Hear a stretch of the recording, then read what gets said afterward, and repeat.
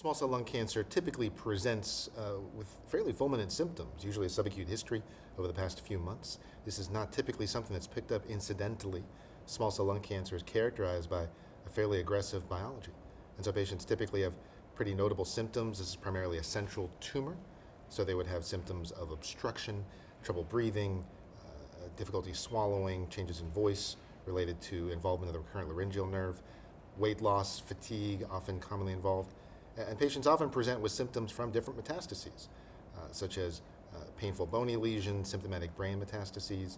This is a disease with a fairly fulminant presentation, and it is not unusual for us to diagnose patients in the emergency room and need to start therapy quite quickly.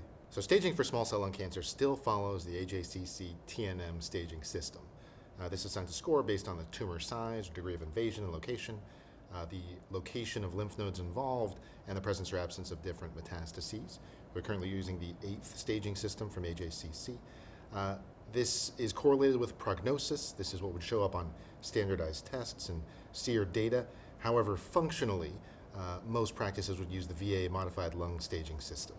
This would separate small cell lung cancer into 2 stages, an earlier limited stage or limited disease, and a later extensive stage or extensive disease. This is more of a functional staging system used to guide initial therapy and proves to be a little more valuable clinically. Limited stage would be small cell lung cancer where all the disease can be encompassed within one tolerable radiotherapy port. This would exclude any malignant effusions or distant metastases. Extensive stage would be anything that's not limited stage. About a third of patients would present with limited stage, and the rest would present with extensive stage. With limited stage, we can deliver definitive chemoradiation therapy, and there's the prospect for long-term survival, potentially cure, but for a subset of patients. For extensive stage, unfortunately, long-term survival is not really expected. The standard therapy would be systemic treatment, chemotherapy, and more recently, chemoimmunotherapy. The interesting thing about the staging system is because it is functional, it will vary a bit. So a limited stage, tolerable radiotherapy port can be defined differently by different radiation oncologists and would be different based on the specific clinical circumstance. If a patient had a very poor DLCO, was on high levels of oxygen, had underlying pulmonary fibrosis, may not be a candidate for radiation. No radiation port would be tolerable. That person, even if they had a small amount of disease, would classify as extensive stage disease. Small cell lung cancer can initially cause several clinical complications. Presentation can be fairly fulminant, and patients can have quite a high burden of disease. And so symptomatic brain metastases, seizures can be seen. Patients can develop respiratory failure requiring ventilator support even before a diagnosis is made. An interesting form of presentation for small cell lung cancer is paraneoplastic syndromes. This disease in particular has a high association with paraneoplastic syndromes that come in really 2 varieties, endocrine syndromes and neurologic syndromes.